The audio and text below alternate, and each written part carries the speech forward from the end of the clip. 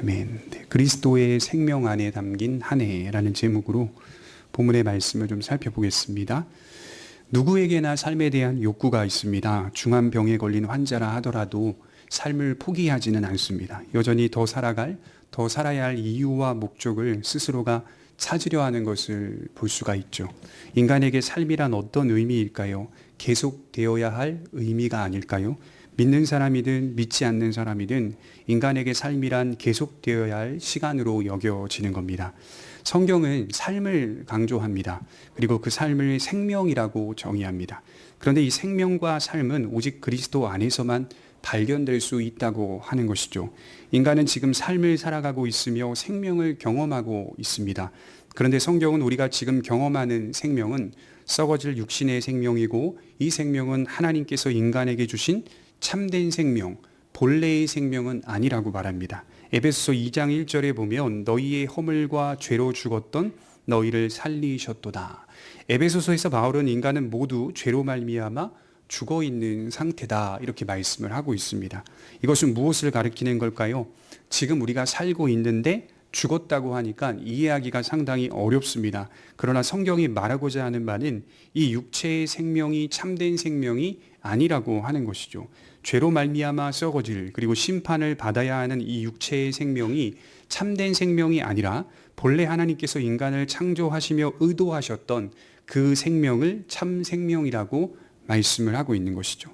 인간은 살고 있지만 현재 죽어 있고, 참된 생명 안에 있지 못하고 잠시만 살아가고 있고, 썩어질, 그리고 죄에 대한 심판을 받아야만 하는 이 육신적인 생명 안에 갇혀 살고 있다는 겁니다.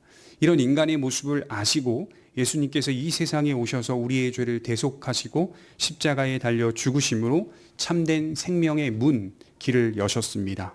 죽어있는 시체가 무엇을 할 수 있습니까? 시체는 아무것도 할 수 없습니다. 시체의 영역 안에서만 있을 뿐입니다.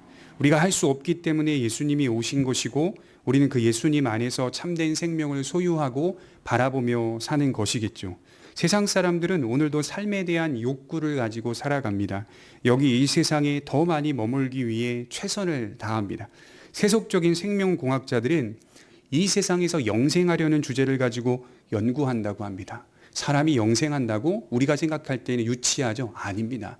생명공학자들은 이 주제를 가지고 지금도 연구하고 있다고 합니다. 그러나 성경은 히브리서 9장 27절에 한 번 죽는 것은 사람에게 정해진 것이요 그 후에는 심판이 있으리니 라고 말씀을 하고 있습니다.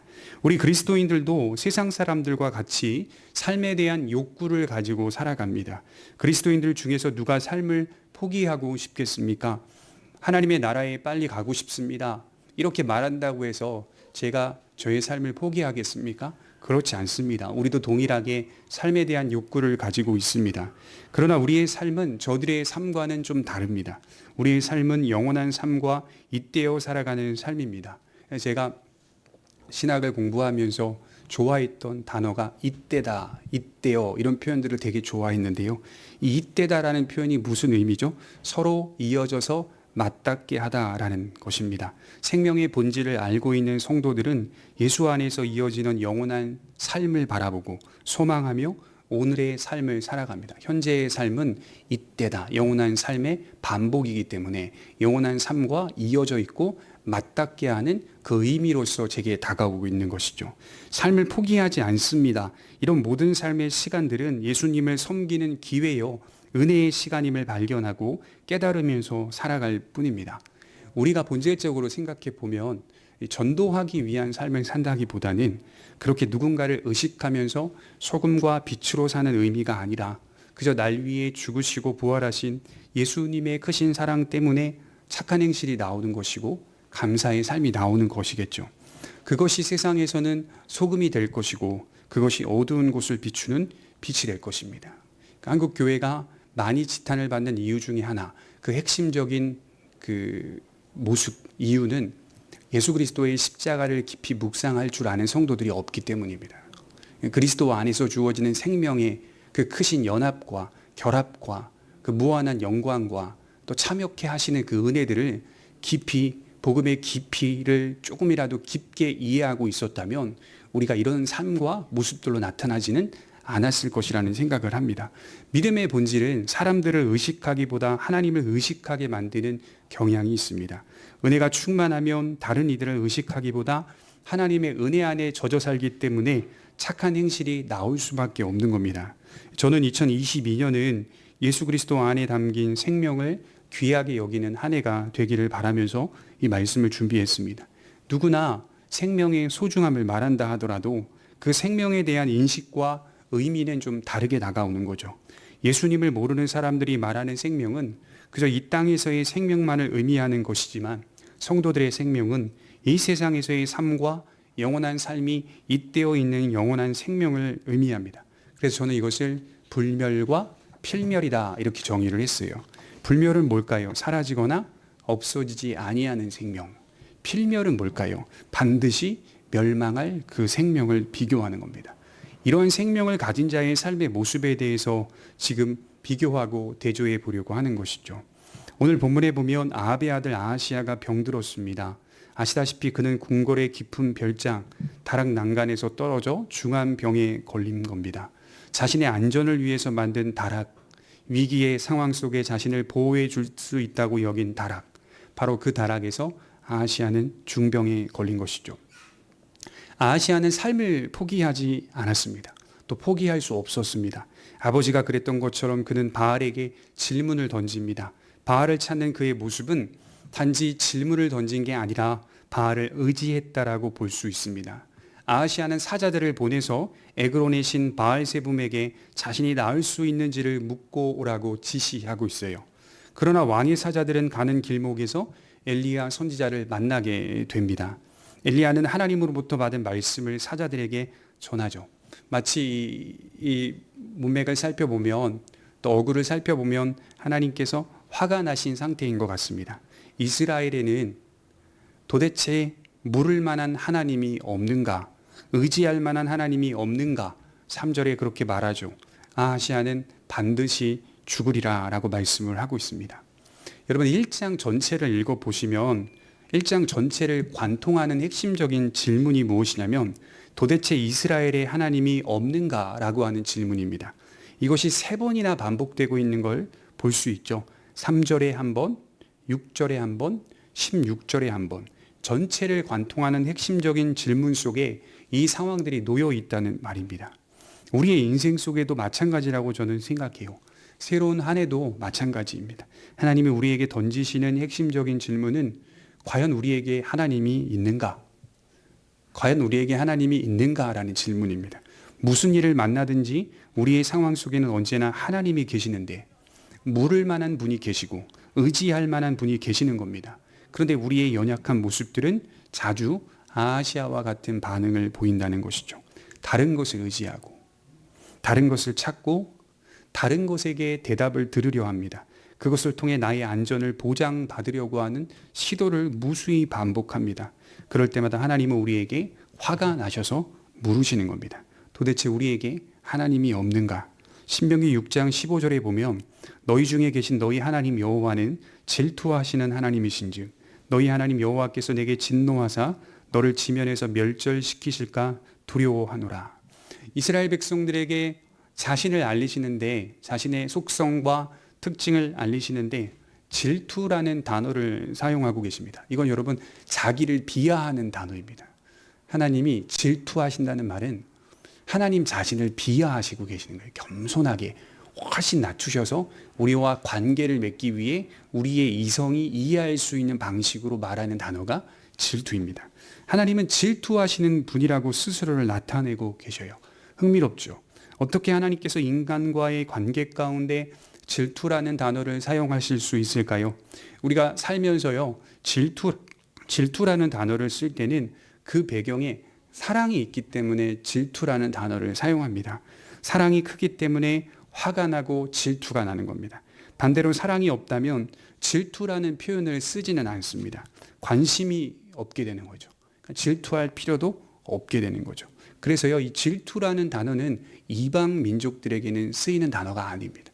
오직 너희의 하나님, 이스라엘의 하나님, 이스라엘 백성들에게만 쓰이는 단어인 것이죠. 하나님은 이스라엘에게 질투하셨어요. 그들은 내 백성인데 그들이 다른 신을 숭배할 때만, 다른 것을 사랑할 때만 질투하셨습니다. 성도의 인생도 질투하시는 하나님을 경험하는 시간을 사는 것이라고 생각해요. 뒤집어 보면 질투하시는 하나님을 경험할 때마다 나를 사랑하시는 하나님도 함께 경험하게 되는 겁니다. 나는 자꾸만 하나님에게서 멀어지려고 하는데 하나님은 질투하고 계신다라고 말씀하시는 거죠. 그 질투의 질문이 무엇입니까? 도대체 너희에게, 우리에게 하나님이 없는가라고 하는 겁니다. 아하시아가 이런 하나님의 의도를 알았다면 그는 하나님과의 관계를 회복했을 것입니다. 그러나 그의 행동을 지금 보세요. 그는 관계를 회복할 마음이 전혀 없습니다. 우리 9절을 한번 볼까요? 1장 9절 같이 한번 읽어보겠습니다. 시작. 이에 50부장과 그의 군사 50명을 엘리야에게로 보내매 그가 엘리야에게로 올라가 본즉 산 꼭대기에 앉아 있는지라. 그가 엘리야에게 이르되 하나님의 사람이요 왕의 말씀이 내려오라 하셨나이다. 자, 아하시아가 지금 군대를 소집해서 이 체포조를 소집해서 엘리야를 잡아오도록 명령하고 있어요. 아하시아도 지금 상당히 흥분했고 화가 나 있는 상태죠. 이것은 지금 무엇을 말하는 겁니까? 하나님을 대적하는 것을 의미하죠. 그래서 9절에 하나님의 사람이요 왕의 말씀이 내려오라 하셨나이다. 문자적으로 보면요, 이 말이 선한 말 같잖아요. 그러니까 체포를 하러 간 50부장과 50명의 군사들이 하나님의 사람이 산 꼭대기에 앉아 있는 걸 보고 하나님의 사람이요 왕의 말씀이 내려오라 하더이다 라고 말하는 이 내용이 하나님의 사람이요 라고 하는 것이 인정해 주는 말 같이 들려요. 그런데요, 이게 자세히 들여다보면 이 말을 쓰고 있는 의도가 무엇이냐면 조롱과 능욕입니다. 이런 거죠. 당신이 하나님의 사람이라 해도 왕의 권위와 왕의 말씀에 복종하라. 그 말입니다. 네가 하나님의 사람이라 해도 왕의 말씀과 왕의 권위 앞에 복종하라. 이것은 왕의 권위이고 이것은 왕의 말씀이다. 교만한 태도와 자세를 보이고 있는 것입니다. 그리고 11절에도 다시 두 번째 50부장과 군사 50명을 보내는데 이들도 같은 말을 쓰고 있어요. 여기는 조금 더 강조되는 부사가 나옵니다. 1장 11절에 보면 왕이 다시 다른 50부장과 그의 군사 50명을 엘리야에게로 보내니 그가 엘리야에게 말하여 이르되 하나님의 사람이요 왕의 말씀이 속히 내려오라 하셨나이다. 이 부사 속히, 빨리 내려와, 굉장히 강조하죠. 왕의 권위와 왕의 말씀이 하나님의 권위와 하나님의 말씀보다 위에 있다라고 하는 것입니다. 두 번째 모습도 역시 하나님께서 불을 내리셔서 50부장과 군사 50명을 살라버리죠. 저는 여기서 왕과 왕의 명령을 따르고 있는 그들의 모습이 상당히 인상적이었습니다. 그들의 중심은 왕의 권위와 왕의 말씀이 이 세상을 살아가는데 가장 큰 권위라고 인식하는 겁니다. 세상이라는 권위가 또는 세상 통치자라고 하는 권위가 그들에게는 가장 높은 권위로 인식되고 있더라는 겁니다. 다른 거 없습니다. 오직 통치자의 권위와 통치자의 말씀만 있을 뿐, 그리고 모든 인생들은 그 세상적인 권위의 보호와 지도를 받으며 사는 것이 가장 합당하다고 여기는 마음과 태도를 의미한다고 봐요. 우리 창세기 4장 24절을 한번 찾아보겠습니다. 창세기 4장 24절입니다. 인류가 처음에 시작할 때 첫 문명이 어떻게 진행되고 있는지가 기록되어 있는데요. 창세기 4장 24절입니다.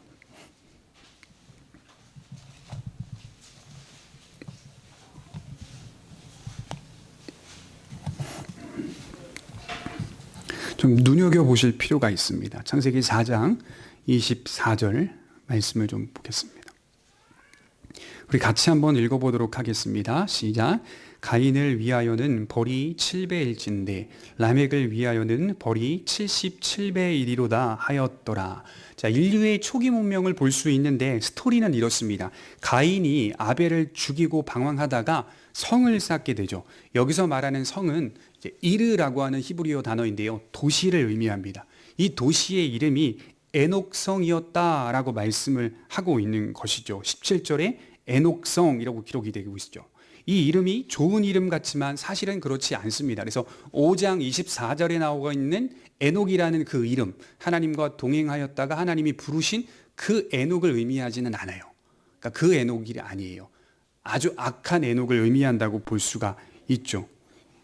그리하여 에녹성을 쌓고 인류 문명의 첫 시발점을 보여주고 있는 모습이죠. 이 에녹성의 성격이 참 흥미로운데요. 방금 읽은 말씀에 보면 가인을 위하여는 벌이 7배일진데, 이게 무슨 말이냐면 창세기 4장 15절에 말씀하고 있는 내용이에요. 하나님께서 아벨을 죽인 가인에게 쫓겨나서 자기가 돌아다니다 보면 사람들이 나를 죽일 텐데 어떡합니까? 라고 당황스러워서 말하고 있는 그 가인에게 표를 주사 가인을 죽이는 자는 벌을 7배나 받으리라고 하는 하나님의 약속과 보호를 말하고 있는 그 말씀이라고 볼 수가 있습니다. 그런데 여기 가인의 후손 가운데 가인의 후손으로 태어난 라멕이라는 사람이 등장하는데 4장 23절에 라멕이 야다와 실라라고 하는 이 여인에게, 자기의 아내들에게 노래를 부르면서 이 말을 하고 있는 내용입니다. 그가 노래를 어떻게 부르냐면 라멕을 위하여는 벌이 77배라고 하는 거예요. 여러분 비교해 봅시다. 하나님께서 가인을 보호하시겠다고 하시면서 말씀을 주셨는데 가인을 죽이는 자는 벌이 7배나 임할 것이라고 말씀하고 있어요. 그런데 라멕은 이 말씀을 잘 알고 있었어요. 타락한 가인의 후손인 라멕은 지금 뭐라고 말하냐면 하나님이 7배로 가인을 보호하신다면 라멕의 보호를 받는 자는 몇 배로 보호하겠다는 겁니까? 77배로 보호하겠다라고 교만한 말을 하고 있는 겁니다. 에녹성의 특징이 뭐냐면 인간의 보호를 나타내는 타락한 도시를 의미하는 겁니다. 인간이 보호해 주는 것이 하나님이 보호해 주는 것보다 더 강력하고 더 든든하다라고 하는 것을 말하는 것이죠. 그래서 에녹성을 시작으로 여러 도시들이, 고대 도시들이 생겨나죠. 창세기 11장에 바벨탑 사건 아시죠? 그 바벨도 도시를 의미합니다. 이 바벨의 주인이 누구예요? 니무롯이라고 하는 사람이잖아요. 니무롯은 뭐 하는 사람이죠? 사냥꾼이죠. 그런데 니무롯이라는 사람의 이름의 어원을 찾아 들어가 보면 인간을 사냥하는 자라는 뜻이에요. 니무롯이. 사람들을 사냥하는 자, 포악하고 폭력적인 그런 사람을 의미한다고 볼 수가 있어요. 이 니무롯이 내가 너희를 지켜주겠다라고 선언하는 거죠. 나의 보호를 받는 것이 하나님의 보호를 받는 것보다 더 위대하고 더 크고 강력하다라고 말하고 있는 것이죠. 그리고 그들이 인생을 참되게 보호해 줄 수 있는 것은 하나님이 아니라 인간이다. 인간이 세운 도시요, 인간이 세운 제도다라고 말을 하고 있다는 것이죠. 모든 인류는 이렇게 역사가 진행해 왔다는 것을 성경은 처음부터 밝혀주고 있어요. 그래서 여러분 도시를 연구하는 신학자들이 있어요. 성경에 나타난 시티 오브 갓이라고 하는 어떤 논문도 많이 쓴 신학자도 있고 책도 많이 쓴 신학자도 있는데요. 도시가 어떻게 발전해 왔고 그 도시의 성격은 무엇인지를 이렇게 연구해 오는 신학자들이 하나같이 공통적으로 말하는 내용이 뭐냐면 도시는 악을 생산하는 곳이다. 그래서 인간은 도시와 함께 타락해 왔다. 이렇게 말을 하더라고요. 항상 인간은 도시와 함께 타락해 왔다. 악의 근원지는 도시다. 이렇게 말을 했어요. 인류는 언제나 그렇게 왔습니다. 하나님의 보호는 7배이지만 세상 왕의 권위와 통치 그리고 세운 도시의 보호는 77배라고 자부합니다. 지금 아시아의 권위와 말씀이 하나님의 권위와 하나님의 말씀보다 위에 있다라고 선언하는 거예요. 따르는 50부장과 그의 군사들의 중심을 볼 수가 있죠. 그래서 엘리야에게 조롱하면서 네가 하나님의 사람이라며 내려와. 속히 내려와. 이것은 왕의 말씀이다. 이렇게 조롱하고 있는 거예요. 왕의 권위, 왕의 말씀을 강조하는 거예요. 여러분 우리는요. 세상의 통치자로 인해서 세상의 정부로 인해서 통치자가 세운 도시로 인해서 보호를 받는 게 아닙니다. 거기 속해서 살아가는 일반 은총적인 부분이 분명히 있지만 거기서 참된 보호를 받는 사람들이 아닙니다. 어떤 제도로 인해서 보호를 받는 게 아닙니다. 제국이 무너지고 멸망해도 성도는 사실 아쉬울 것 하나 없습니다. 어거스틴이 말하기를 제국은 멸망하지만 하나님의 도시는, 하나님의 도성은 더 완전해진다라고 하였습니다. 성도는 하나님의 권위와 하나님의 말씀을 통해 보호를 받는 겁니다. 우리는 우리의 도시를 세워가는 겁니다. 하나님의 도성을 세워가는 거죠. 로마를 세워가는 게 아닙니다. 우리는 하나님의 도성을 세워가는 겁니다. 그래서 성도에게는 이런 말씀이 훨씬 무겁고 중요하게 다가오는 거죠. 마태복음 10장 28절에 몸은 죽여도 영혼을 죽이지 못하는 자들을 두려워하지 말고 오직 몸과 영혼을 능히 지옥에서 멸하실 수 있는 이를 두려워하라. 오직 몸과 영혼을 지옥에서 멸하시는 그 하나님만을 바라보고 두려워하는 거죠. 다윗의 아내인 아비가일이 말했듯이 여호와를 섬기는 자는 그 생명이 하나님과 함께 생명 싸개 속에 쌓여 있다는 그 말씀이 우리를 지켜주고 보호해 준다는 것입니다. 세상에 속해 있으나 속해 있지 않는 삶을 사는 사람들이 성도라고 말씀을 드릴 수가 있죠. 그래서 그런 모습, 그런 예시가 뚜렷하게 이어지고 있는데요. 우리 13절을 한번 보겠습니다. 본문 13절입니다.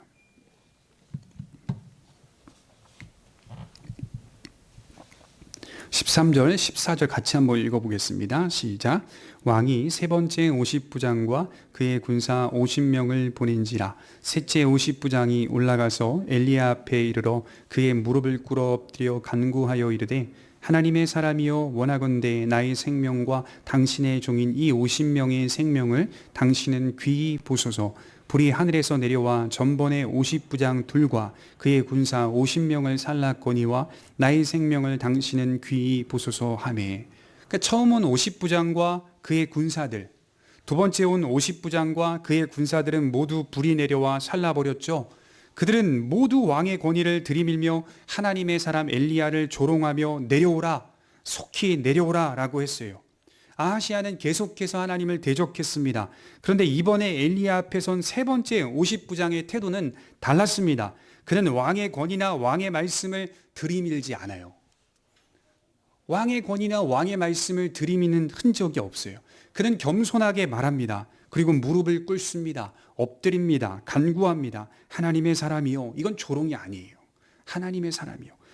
이건 같은 말 같지만 조롱 섞인 말이 아니라 긍휼과 자비를 구하는 고백입니다. 그리고 왕의 명령으로 찾아왔지만 사실은 왕의 권위가 아닌 하나님의 권위와 엘리야 선지자의 권위를 더 높이 듭니다. 나의 생명과 당신의 종인 이 50명의 생명을 귀하게 보소서. 겸손한 믿음이고 겸손한 고백 아닙니까? 50부장은 생명은 하나님의 손에 있다는 사실을 잘 알고 있었어요. 저는요, 이 50부장의 세 번째 온 이 50부장의 고백을 보면서 마태복음 8장 10절에 예수님을 찾아온 백부장이 생각이 나더라고요. 백부장이 예수님께 찾아와 간구하잖아요. 주여, 내가 섬기고 있는 이 집의 하인이 중풍병에 걸렸습니다. 고쳐주시옵소서. 내가 고쳐주겠다. 가자. 예수님이 말씀하시자. 아닙니다. 오시지 말고 말씀만 하옵소서. 예수님 뭐라고 말씀하셨죠? 이 사람이 믿음이 크도다. 이스라엘 중에서 아무에게서도 이만한 믿음을 보지 못하였노라. 유일하게 칭찬받은 사람. 그것도 유대인이 아니라 백부장. 이처럼 같은 50부장입니다. 같은 군대입니다. 그런데 전혀 다르게 반응하고 있어요. 대체로 왕의 권위와 왕의 말씀을 의존하며 살아가는 것이 세상의 현실이잖아요. 하지만 여전히 그런 세상 질서와 제도 속에 하나님의 권위와 하나님의 말씀을 묵묵히 믿고 은혜를 바라는 자들이 존재한다는 거겠죠. 우리의 모습이요, 세 번째로 찾아온 50부장의 믿음이 되기를 바랍니다. 하나님 앞에서 그저 엎드려서 자비를 구할 뿐이죠. 우리의 정체를 인정하고 우리의 존재를 솔직하게 대면하며 은혜를 구할 뿐입니다. 여러분, 우린 다 죽을 수밖에 없는 자들임에도 긍휼을 구하여 긍휼을 바라며 구원을 바라는 모습으로 서 있는 겁니다. 가끔 제가 아침에 씻을 때 거울을 보면서 제 모습을 뚜렷하게 바라봅니다. 똑바로 쳐다봅니다. 그러면 제 스스로가 제 마음에 하는 말이 있어요. 제 정체를 저는 잘 압니다. 다른 사람들은 제 정체를 모르지만 제 정체를 저는 잘 압니다. 여러분, 우리의 정체를 우리는 잘 압니다. 그러나 다른 사람들에게는 다 가려 있을 것입니다. 바울이 뭐라고 말했죠? 죄인 중에 괴수라고 했어요. 자기가 죄인의 앞잡이라고 했어요. 뭐가 그렇게 바울이 죄인이었습니까? 그렇게 선하게 산 사람도 몇 되지 않아요. 인류의 역사 속에. 근데 자기는 죄인 중에 첫 번째다 이렇게 말했어요. 직역해보면 죄인의 첫 번째다 이렇게 말을 하고 있어요. 자기 자신은 하나님 앞에서 자기의 정체를 잘 알고 있는 겁니다. 여러분들도 같습니다. 우리의 정체를 우리 자신이 잘 압니다. 욥은 인간에 대해 뭐라고 말했냐면 하루살이에도 눌려 죽을 인생이라고 고백하였습니다. 우리의 약함도 있지만 우리의 악함도 우리 자신이 잘 압니다. 우리의 악함은 누군가 우리에게 여러 욕들을 퍼부어도 사실은 모자란 겁니다. 우리는 늘 우리 자신을 과대평가하면서 살아가죠. 하나님 앞에서 볼 때 우리 정체가 분명하게 보여야 돼요. 제가 아주 오래전에 신학을 공부하는 그 어떤 사람과 대화를 하다가 하나님께서 예정된 사람들을 구원하신다는 것이 너무 불공평하여서 참 도저히 이거를 받아들일 수가 없다라고 말하는 걸 들었습니다. 대화하면서 제가 그런 이야기를 했어요. 예정된 자를 구원하신다는 이 성경적인 진리가 어떤 이들에게는 불만이라고 하는데 불만이 될 수 없다. 본래 죽을 자들 가운데서 은혜를 주시어 살리신다면 그게 어떻게 불공평한 것이냐. 그렇게 말을 했어요. 본래 죽을 자들 가운데 어떤 이들을 살리신다면 그게 왜 불공평한 거죠? 다 죽을 자들인데요. 그리고 이렇게 말했어요. 주 예수를 믿으라. 그리하면 너와 내 집이 구원을 얻으리라. 내가 예정이 됐고 내가 예정이 되지 않았는지를 생각하지 말고 지금 하나님이 우리에게 초청하시는 그리스도를 믿으라. 그리하면 너와 내 집이 구원을 얻으리라는 이 공평한 하나님의 복음의 초청 앞에 너는 반응해야 된다. 제가 이렇게 이야기를 했던 기억이 납니다. 여러분, 하나님은 어떤 자들을 구원하십니까? 살려달라고 하는 사람들을 구원하시는 거예요. 그런 고백이 필요 없는 사람들에게는 구원이 임하지 않아요. 예수님이 마태복음 10장에 이렇게 말씀하셨죠. 건강한 자에게는 의원이 쓸데없고 병든 자에게만 의원이 쓸데 있느니라. 바리새인과 서기관들은 자신들이 건강하다고 했어요. 우리들은 건강한 자들이라고 했어요. 예수님이 필요가 없는 겁니다. 전혀 필요가 없는 겁니다. 여러분, 새로운 한 해 가운데 우리가 기억해야 할 것은 주님의 필요를 느끼는 거죠. 이 한 해 속에 우리가 기억해야 될 것은 언제나 모든 순간마다 예수님의 필요를 느끼시는 그런 겸손한 삶이 되기를 간절히 바랍니다. 그리고 또 우리가 또 하나 생각해 볼 것은 엘리야가 있는 장소입니다. 우리 구절을 다시 한번 볼까요?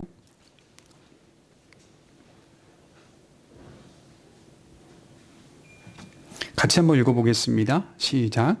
이에 50부장과 그의 군사 50명을 엘리야에게로 보내매 그가 엘리야에게로 올라가 본즉 산 꼭대기에 앉아 있는지라. 그가 엘리야에게 이르되 하나님의 사람이요 왕의 말씀이 내려오라 하셨나이다. 엘리야는 지금 어디에 있죠? 산 꼭대기에 앉아 있습니다. 당시 엘리야의 거처가 갈멜산이었다고 해요. 그러니까 이 산 꼭대기는 갈멜산 꼭대기라고 볼 수가 있겠죠. 엘리야는 하나님과의 교통을 가장 중요하게 여겼던 것입니다. 도시를 떠나 있어요. 하나님과의 관계를 위해서 도시를 떠나 있고 하나님과의 깊은 교제를 위해 산 꼭대기에 올라 있습니다. 거기서 여호와의 말씀을 듣고 있습니다. 저는 이런 생각을 합니다. 저와 여러분들은요, 도시 속에 살고 있습니다. 그러나 엘리야를 생각해 보면서 우리가 이 복잡한 나라와 도시 가운데 살고 있지만 언제나 멀리 해야 한다는 사실도 기억해야 한다는 것이죠. 하나님과의 친밀한 관계를 위해서 도시를 멀리 해야 합니다. 요즘에 그 인문학자들 중에서, 철학자들 중에서 이제 노마드라는 단어가 유행이라고 합니다. 이 노마드라는 단어가 뜻이 뭐냐면 영어로 유목민이라는 뜻입니다. 유목민. 그러니까 이 땅에 정착하지 않으려는 자유로운 사고와 사유를 가져야 한다. 바람처럼 구름처럼 사고하고 사유해야 한다. 이 철학자들이 요새 자주 쓰고 있는 표현입니다. 근데 여러분, 성경의 관점으로 보자면 하나님께서는 그의 백성들이 이 세상 가운데 정착하는 자들로 서 있지 않기를 원하셨습니다. 그래서 이스라엘 백성들을 뭐라고 표현하셨냐면 유목민 또는 나그네로 표현하셨어요. 철학자들의 사고나 사유 정도가 아니라 우리의 삶은 이 세상 속에서 정착하려는 모든 시도들과 충돌하는 삶을 살아야 합니다. 우리는 우리의 의지와 날마다 투쟁해야 돼요. 다른 곳에 투쟁하는 게 아니라 우리의 의지와 투쟁해야 돼요.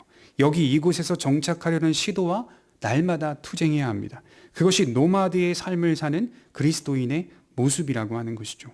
아무리 시대가 발전해도요, 또 편의적인 삶이 우리를 유혹해도요, 우리는 그 시대를 멀리하고 떠날 수 있는 자세와 태도를 가져야 됩니다. 왜 그럴까요? 도 닦기 위해서가 아니라 하나님과의 친밀한 관계를 위해서입니다. 하나님의 말씀을 가까이 하며 기도로 하나님께 나아가는 것이 우리에게 매우 중요하다는 사실을 알아야 합니다. 우리가 의지하는 건 이 도시가 아닙니다. 도시를 멀리하지 않고서는 이러한 믿음의 일들이 이루어지지 않습니다. 우리 모두가 수도원에 들어가자는 의미가 아닙니다. 얼마든지 우리의 삶 속에서 산 꼭대기를 만들 수 있습니다. 우리 스스로가 투쟁하여 하나님과의 친밀한 관계를 형성해야 합니다. 시간이라고 하는 주제를 묵상해 봤어요. 얼마나 바쁜지 몰라요. 시간이 부족하다는 생각을 합니다. 제 인생 속에 놓여진 현실적 시간을 묵상해 보니까 저도 시간이 많이 부족합니다. 저도 연구하는 시간이 많이 걸리는데요. 그런데 아쉬운 건 혼자 묵상하고 기도하며 하나님과의 친밀한 관계를 갖는 시간은 부족합니다. 그래서 항상 찝찝하고 어렵습니다. 그런데 이런 시간들을 만들어내야 되는 거예요. 만들어내야 돼요. 하나님이 그것을 원하시는 것처럼 느껴져야 돼요. 그런 시간들을 가져야 하고 그 시간들이 중요하다는 것을 우리가 인정하며 살아야 됩니다. 우리가 살아가는 이 도시는 악을 생산해내는 곳입니다. 어떻게 보면 사람들은 도시에 매여 살고 있어요. 인류의 타락은 다 도시와 함께 해왔어요. 이 도시의 문화와 경제와 정치와 거리를 두며 하나님의 말씀을 묵상하는 것이 중요하다는 거예요. 여러분, 하나님의 말씀을 묵상해야 하나님의 뜻이 보이고 하나님의 말씀을 가까이 해야 회개할 수 있는 겁니다. 자기가 무엇이 문제인지 어떻게 알겠어요? 자기가 지금 어디까지 왔는지 어떻게 알겠어요? 살다 보니까 깨닫게 해주시더라? 아닙니다. 그건 모호한 거예요. 추상적으로 느끼는 감정의 동요라고 말할 수 있죠. 그렇게도 역사하시긴 하지만 구체적으로 뚜렷하게 그것을 알려면 하나님의 말씀을 가까이 해야 되고 그런 시간들을 가져야 됩니다. 하나님과의 깊은 관계로 나아가야 합니다. 무슨 생각을 지금 하며 지내고 있는지 말씀을 통해서 그 말씀을 들음으로 그 말씀을 읽음으로 내 생각들을 확인하게 되는 것이고 점검하게 되는 겁니다. 그리고 그 말씀을 붙잡고 기도하면서 나의 신앙은 세워져 가는 겁니다. 엘리야에게 가장 중요한 것이 무엇이냐라고 묻는다면 엘리야는 아마 이렇게 말하겠죠. 산 꼭대기다 이렇게 말할 거예요. 아마 산 꼭대기다. 거기서부터 이 세상을 살아갈 용기와 힘을 얻게 된다는 말입니다. 우리 15절을 한번 볼까요? 15절입니다. 여호와의 사자가 엘리야에게 이르되 너는 그를 두려워하지 말고 함께 내려가라 하신지라. 엘리야가 곧 일어나 그와 함께 내려와 왕에게 이르러. 그를 죽이려는 폭군 아하시아 앞에서 두려운 마음이 있었을 수도 있습니다. 그런데 그가 하나님과의 친밀한 교통 속에서 말씀을 듣게 되는데 두려워 말라라고 하는 말씀이었어요. 여러분, 엘리야도 사람입니다. 그러나 하나님과의 깊은 관계 가운데 젖어 있는 사람은 하나님의 뜻을 알게 되고 그분이 주시는 용기를 얻게 된다. 이렇게 말씀을 드리는 거예요. 잔뜩 화가 나 있는 아하시아 앞에서 엘리야는 16절에 강한 어조로 도대체 이스라엘에는 하나님이 없는가? 직역하면 그런 뜻이에요. 도대체 이스라엘에는 하나님이 없는가? 반드시 죽으리라 강하게 선포하고 있어요. 제가 어른이 되어서 세상을 이렇게 살아가 보니까요. 세상을 살기가 만만치 않다는 것이 한 해 한 해 가면서 더 많이 느낍니다. 그러니까 먼저 오래 사신 분들이 참 존경스럽다는 생각들이 많이 느껴져요. 가끔 여러분 두려운 마음도 들 때가 있습니다. 내 가정을 잘 지킬 수 있을까라고 하는 두려움. 우리의 교회를 잘 지켜갈 수 있을까라고 하는 두려움. 솔직하게 이 두려운 마음이 들 때가 많습니다. 그래서 코로나 시기가 계속 여전히 진행이 되고 있지만 코로나가 한참 터졌을 때 그 시작점에서 한 1년이 넘어갈 시점 속에서 제 마음에 정말 수많은 고뇌가 있었어요. 갈등들이 있었어요. 우리 성도님들도 교회를 걱정하셨겠지만 저도 수많은 고뇌와 갈등들이 있었습니다. 그리고 미래에 대한 불확실성, 어떻게 대처를 해야 하나? 어떻게 나아가야 하나? 이제 목회는 어떻게 되는 건가? 수많은 생각들이 막 교차되면서 왔습니다. 그게 다 뭐예요? 두려움이잖아요. 두려움이에요. 불안함 아닙니까? 어떻게 될까? 어떻게 될까? 저뿐만 아니라 우리 성도님들도 가진 두려움이 있을 겁니다. 그런데 그 두려움을 어떻게 극복하시겠습니까? 지금 내게 닥친 지금 바로 앞에 있는 이 문제만 해결되면 두렵지 않을 텐데 혹시 이렇게 생각하시는 분도 계십니까? 그런데 아니더라고요. 살아보니까 그 문제가 극복돼도 인간은 또 두려워합니다. 그 문제 해결돼도 또 두려워합니다. 그래서요, 예수님이 이렇게 약속하신 거예요. 요한복음 16장 33절에 이것을 너희에게 이르는 것은 너희로 내 안에서 평안을 누리게 하려 함이라. 세상에서는 너희가 환난을 당하나 담대하라. 내가 세상을 이기었노라. 이 약속은 언제든지 평안을 누릴 수 있는 근거를 주셨다는 말입니다. 여러분, 십자가는 우리가 마주하고 있는 여러 환경적인 요인의 영향을 받지 않습니다. 십자가의 사건은 우리가 어떤 환경에 놓여 있다 하더라도 언제든지 평안할 수 있는 진리입니다. 그래서 예수님은 십자가를 누린다라고 표현하고 계셨어요. 평안을 누린다라고 표현하고 계셨어요. 언제든지 꺼내서 경험할 수 있는 평안, 상황과 환경에 따라 평안하기도 하고 평안하지도 않기도 하는 그런 평안이 아니라 상황과 환경에 영향을 받지 않는 평안, 그 평안은 오직 십자가의 평안과 부활의 평안과 그리스도의 평안밖에는 없습니다. 오래전에 제가 말씀을 전하러 강단에 올라선 어떤 교회에서 큰 집회였는데 연세가 100세, 99세에서 100세 정도 되신 할아버지 목사님께서 이렇게 힘들게 지팡이 짚고 나오셔서 설교하시는 걸 들었습니다.